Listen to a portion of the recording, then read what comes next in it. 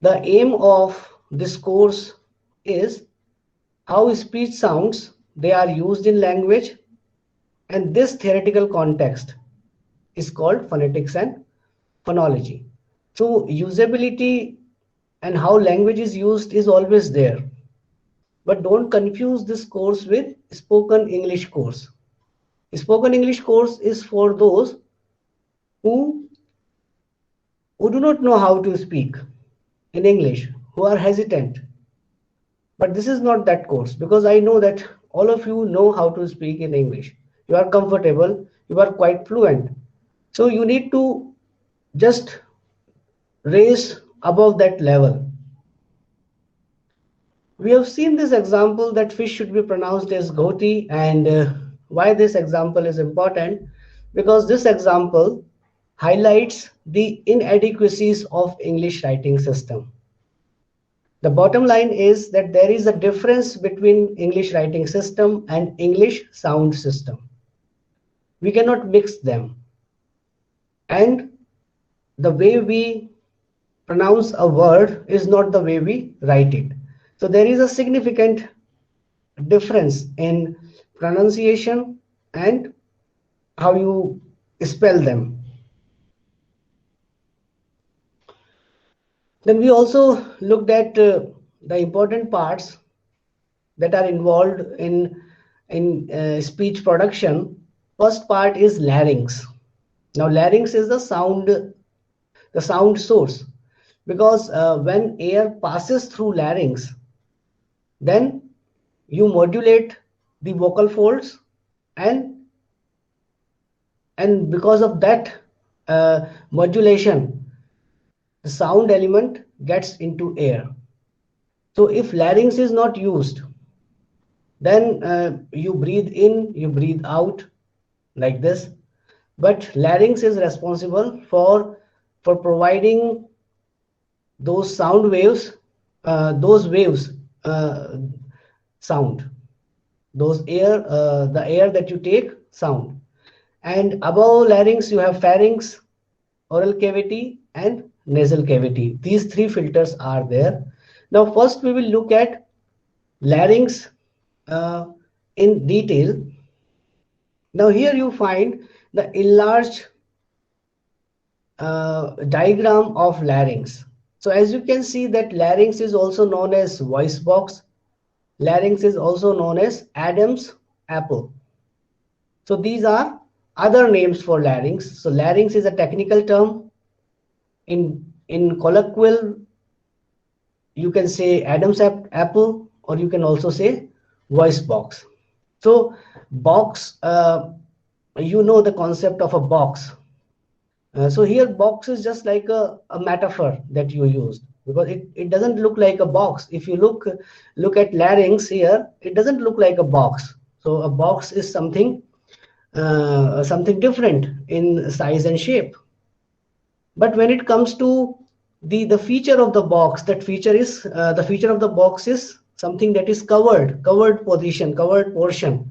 So that way it qualifies that it is covered. And when we look at this area, this is the open space between. So from here air passes, from here as air passes, and below you have lungs. So from lungs the air is coming, and from here air passes. Now air is passing, but how air is getting this sound quality? As I said, when these vocal folds, like these two are vocal folds, one vocal fold is this, another vocal fold is like this. So they are like thin onion, like that membrane they are. And when they flutter, now when I say when they flutter, then it is not like they are fluttering once or twice, but in a second they can flutter 150 times, 200 times. So that much is the speed of these vocal folds of fluttering. So you can sense that how quick or how sensitive is your vocal fold, are your vocal folds, that how quickly they flutter, and because of that the sound is produced. Then later on we have these filters, and we modify that sound in different types. The important information here is the space between the glottis. Like this space is known as glottis. The space between vocal folds, like these two are your vocal folds, and this is glottis. Space between vocal folds is known as glottis. So this is important information that you have. Otherwise, you should know that you have the thyroid cartilage here, fine, and arytenoids below here, fine. So this is also an information that is for you. And vocal folds are attached to arytenoids. So you can see like this is arytenoids, and these vocal folds, they are attached to arytenoids. That is also there. Now another is windpipe, from where air passes. This windpipe is also known as trachea. So this is again a technical term. Technical term is also known as jargon. The jargon of linguistics. Windpipe is common word that you already know. What is windpipe? You touch here, you find this. This is a windpipe. And trachea is this technical term that you have. So a thyroid cartilage like this, the thyroid cartilage, it rests on windpipe. Right? So this is the windpipe that you have. And you have this cricoid cartilage. So don't go to the technicality, but at least you should know that these parts are also near vocal folds, and on which part vocal folds they rest. So we have this arytenoids, where the vocal folds are attached to. So these information that you need to know. Then the main portion of the larynx is formed by thyroid cartilage. That information is also important, that the thyroid cartilage plays an important role, and where your larynx is formed, in the formation of larynx. So that information is also important. But the most important information is the space between vocal folds, that is known as glottis. Now these are 4 glottal states that you have. What are these 4 glottal states? When there is a sound quality that is known as voiceless. Now do not confuse voiceless with silent. Silent is something different. Here it is a quality. Here it is a quality of a particular sound that is known as voiceless, and voiceless doesn't mean that you can't hear that sound. It's not the case. So voiceless is not silent. You need to keep this thing. And when your vocal folds are pulled apart, and then the air passes. So when the vocal folds, they are pulled apart, then you have enough space. Air can pass very freely. So that type of, there are certain sounds, and those sounds are known as voiceless. There are some consonant sounds. All vowels are voiced. There are few consonant sounds. In English, there are 9 consonant sounds only, which are voiceless. I will tell you which sounds are those in the later part of the video, and I will also tell you how you can find out that certain sounds are voiceless and certain sounds are voiced. So that experiment you can do with the use of your ears and hands as well. And other experiments are also there that you can do on your own to find out whether a sound is a voiced or a voiceless sound. But here we are focusing on glottal states. That one state is when vocal folds are pulled apart, wide open. Pulled apart, another term we use, wide open. And close together. Now close together doesn't mean completely closed. If it is completely closed, then air cannot pass. And you can have that position also of vocal fold when vocal folds are completely closed. And when can it happen? When you are eating food. So when you are eating food, because pipe is same, it is and that food is not going into your lungs. And why it is not going into your lungs? Because once you eat food, then your vocal folds are completely closed. And that's why our elders and your parents, they also say that once you are eating food, don't talk. Because Once you talk, then vocal folds will open, and there is a possibility that you will choke. Because even if a small morsel of food will go into your lungs, game is finished. So that's why it is a saying that once you are eating, you should not talk, because vocal folds are by default closed, and once you talk, then you will make them open. So here this is a position like close together but not completely closed. So certain sounds, they are produced, and majority of sounds are produced from voiced, as I said, in English, because in English there are 44 sounds including vowel sounds and consonant sound. Out of those 44 sounds, only 9 sounds are voiceless.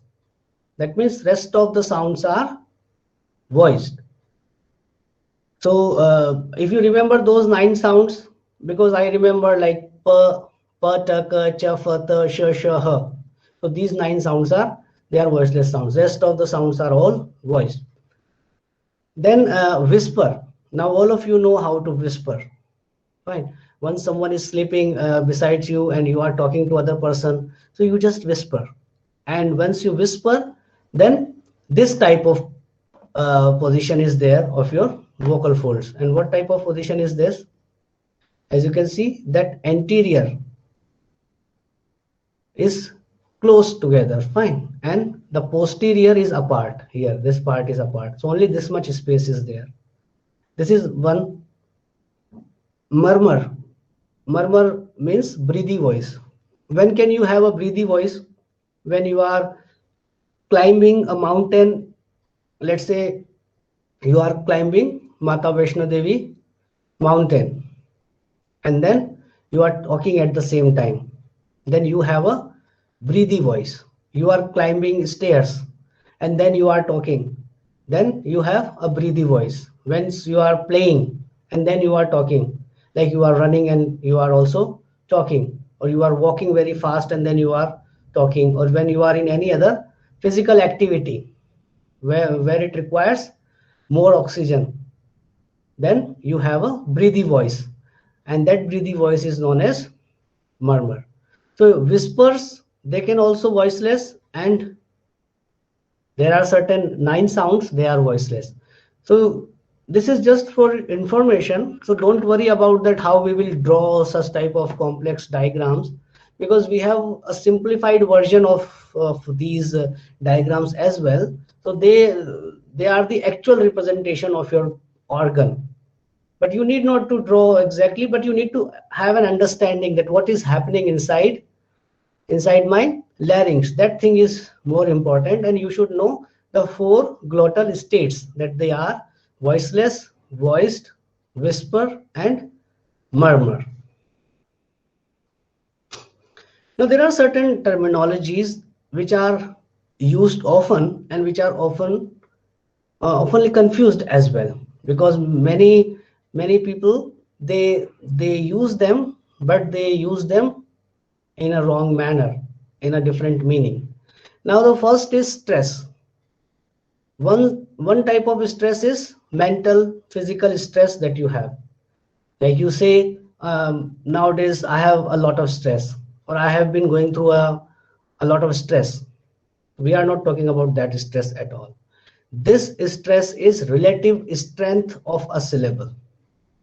I will tell you what is a syllable, but I will give you one example here.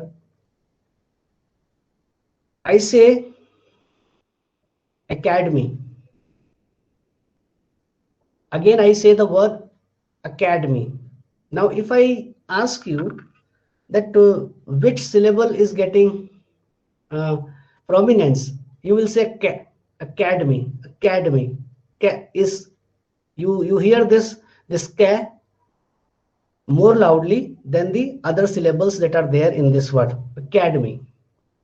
But if I add ic after this word, then the stress is shift. Then the word will be academic. Academic. So academy, ka is a stress, but when ic is suffixed, then academic. So now the is stressed more. So you can sense that when I say academic, the da is more stressed, and when I say academy, ka is more stressed. This is stress, but we will look at in detail here. It's a bird eye view of what is stress. So stress deals with the relative strength of a syllable. Now, intonation, the use of the pitch of the voice to convey meaning. So now pitch. Pitch is the quality of voice. You can raise your pitch. When you raise your pitch, the meaning is different. So how the meaning is changed? For example, if I say I'm going, it's a declarative sentence. I'm going. And declarative sentence, they are used for informing. So when I say I'm going, you consider it as an information that he is saying that he is going. Okay, he's going. Fine, go. But if I say, am I going? Sorry, I am going. I'm going. Then you sense like he is not informing me. He's asking. I'm going. That means like you people have decided to go somewhere, and I also want to know whether I'm coming along with you or not. So I said, I'm going. You say, yes, you are also coming with us. So you can say like, generally, if I want to make a question, what I will do? Am I going? But here what I am doing, I am using the declarative. The syntax is declarative. I am going, but I am changing the pitch. I'm going is declarative information, falling. I'm going, it's rising. And the meaning is I am raising a question whether I am going or not. So this is again a bird eye view of what is intonation and how it plays a significant role in speech. Accent. Now, what is accent? Accent is a variety of speech. Different people, they speak differently. You all agree. The way you speak is not the way a truck driver will speak. The way you speak is not the way a housewife will speak. So different working environment and people who work in different work environment, they have different type of accent. So your cook will speak differently. You will speak differently. Geographical places, people speak differently. A North Indian will speak differently. A South Indian will speak differently. A person from Jammu will speak different Dogri. A person from, let's say, Ramban will speak different Dogri. They have different accents. And how come they have different accents? Because of different geographical places, different social classes, different educational background. The way you speak is not the way I speak. The way I speak is not the way someone who is in 60s will speak. So we have different varieties, and that different variety is known as accent. So similarly, UK people, they speak differently. UK, United Kingdom. US people, United States people, they speak differently. Both the countries, the language is English, but you know the way US people speak is different from the way UK people speak. They have different pronunciation. And why do they have different pronunciation? Because of different geographical places that we have. Dialects. Now don't confuse dialect with accent, because dialect is again a variety of language. But here the words are different. Vocabulary items are different. For example, there is a possibility that someone who is living in Jammu will call a boy Munda. like Punjabi. In Punjabi language, we call a boy Munda. But there is a possibility that someone who is living in Akhnur will call a boy Jagat. Why is it like one word, boy, but one person, like one type of people, they are calling it Munda, another type of people, they are calling it Jagat. This is dialectical variation. Like you have the same word, but you have different vocabulary for them. Similarly, if the grammar is changed, you find some change in the grammar, you find some change in the word order, then these are dialectical or dialect differences. So when there is a difference only of pronunciation, then that is accent. And you have, when you have difference of vocabulary, grammar, and word order, that is dialect. So in Dogri you have different dialects, like you have Kandi Dogri, you have Pahadi Dogri, and you know that language is same, but there is some difference related to vocabulary items, grammar, and word order. Now you have a term like received pronunciation. Now received pronunciation is not a dialect. Received pronunciation is an accent. And the abbreviation of received pronunciation is RP. You know abbreviation. For example, the abbreviation of Shri Mata Vaishno Devi University is SMVDU. That is we known as abbreviation, that we pick the first letter from the word.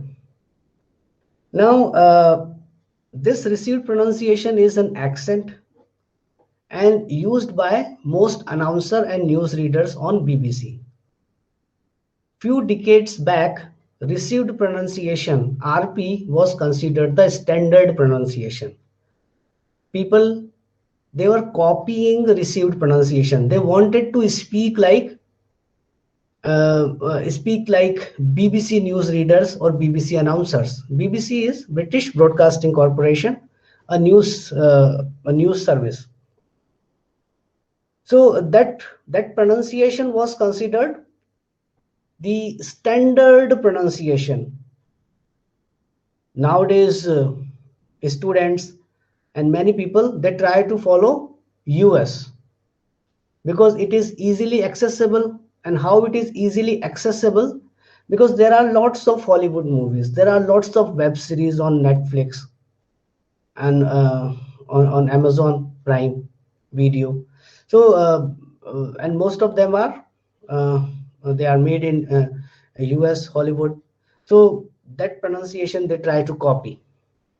Now my suggestion to all of you is to not to copy either US pronunciation or UK pronunciation. Then what you should do? You should try to follow neutral pronunciation. Now what is this neutral pronunciation? Neutral pronunciation is the way you pronounce it that no one is able to find out from which place you belong.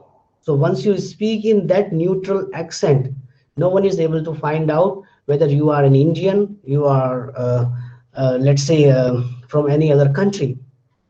So that is considered now okay. So don't worry about your accent.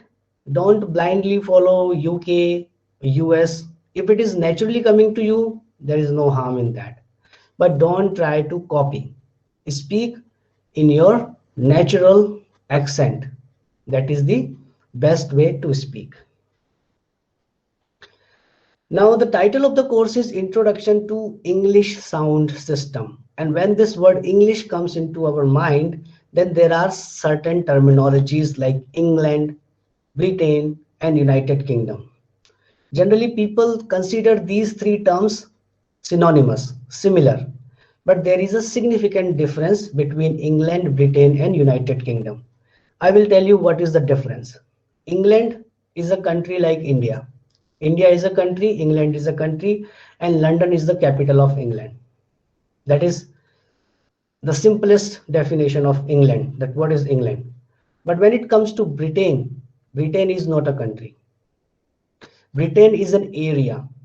So this difference is England is a country, but Britain is not a country. Britain is an area that consists of England and the country of Wales. Fine. So this difference is there. So now you have two countries, England and Welsh, and when you combine these two countries, then you have a term like Britain. Then another term is like Great Britain. Again, Great Britain is an area, is the name of the island. So it's actually an island. And this is home to the countries of England, Wales, and Scotland. So now you have three countries here, and now it is the name of an island.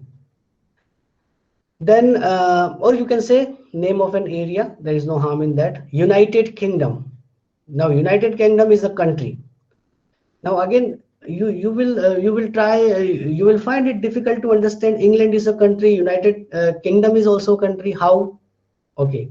So United Kingdom is a country that is the union of countries of the islands of Great Britain along with the countries of Northern Ireland. So these are different countries, but when we unite them, then it's like United Kingdom, and it's like a big island. And what countries they are? The country of Northern Ireland that you have, that is known as the Republic of Ireland. That's there. But the Republic of Ireland is a separate country that is not the part of UK. London is also the capital of the UK. So that means like Wales, though Wales is a different country, but still they believe that London is our capital. Because if you look at the map of England, you will find that England is not larger than Rajasthan. England is just like Rajasthan, geographical area wise. And Welsh is somewhere in between. So though it's a different country, but still they share like because previously they were same, but due to some differences related to culture and language, they prefer like no, we are a separate country, though we follow other rules and constitution of the England that way. But Republic of India, they have entirely different constitution, and they were in constant fight with England for so many years. So now the Republic of Ireland is a separate country and it's not the part of UK. So we can't say London is the capital of Republic of Ireland, but we can say London is the capital of England, London is the capital of Welsh. Likewise we can use. So you can see that these terms, though we consider them equal, but there is a significant difference that we have. Now we have seen RP, received pronunciation, and again we have estuary English. Estuary is actually a word, and this word, it's a new word for you, I suppose, and you can learn what is the meaning of estuary. Estuary means a water passage where the tide meets a river current. Fine. So it's like it's a water passage, like where ships they sail. Fine. And where the tides meets. Now estuary English, what is estuary English? Now again it's an accent. Estuary English is an accent. The socio-linguistic observation that some people in public life who would previously have been expected to speak with a BBC or RP accent now find it acceptable to speak with some characteristics of the accent of the London area. So when it comes to estuary English, then you need to think of that particular English that is spoken in London area, and the estuary referred to is the Thames. Thames is the river, like Ganga is a river. So similarly, Thames is a river that flows in London. So that is the Thames estuary, and that type of variety known as estuary English. So again, as I said, like a few decades back, RP was considered the standard one, but now it's not the case. Estuary English is also one type of variety that people have started using it. So when we talk about accent, then lots of prestige is also associated with accent. So we have this prestige accent. And what is this prestige accent? A variety regarded highly even by those who do not speak it, and associated with status, education, and wealth. So it is human tendency to follow someone who is more educated, someone who has more power, and someone who has more wealth. And people, they consider it as a status symbol. So someone who is well educated and someone who is who has more power and wealth, and if that particular people or that particular person, if they speak particular variety, then people will consider, okay, that is the prestige accent, we should also follow. So this is human tendency, and similarly people try to copy them. Like they also build their houses in a similar fashion. They will also try to buy those gadgets, those mobile phones, those cars, right? So it's like, again, some prestige is associated with that. So it's also the case with the accent. This type of English is variously referred to as Oxford English. Now, as I said, like few decades back, BBC English or RP received popularity as a prestige accent, but you have different names, like RP is also known as Oxford English, BBC English, or even the Queen's English. But none of these names can be considered at all accurate, right? Because these are uh, the colloquial way of saying this. Otherwise, if you try to find out very exactly, like, okay, who is speaking Queen's English, then again you can't find, like, okay, those people. So accuracy is not there, but roughly you can say, okay, the person is speaking in Queen's English, or the person is speaking in Oxford English. And you know why Oxford is famous, because there is a very old and reputed University of Oxford. Then BBC. So for a long time, phoneticians have called it RP. So these are the variations. You can call it Oxford English, the Queen's English, or BBC English, short for received pronunciation in the Victorian era. And one meaning of received was socially acceptable, that was socially acceptable. So I stop here, and this is for the day. And if you have any question, then you can raise your question. I'll be happy to answer. But before we leave, I will take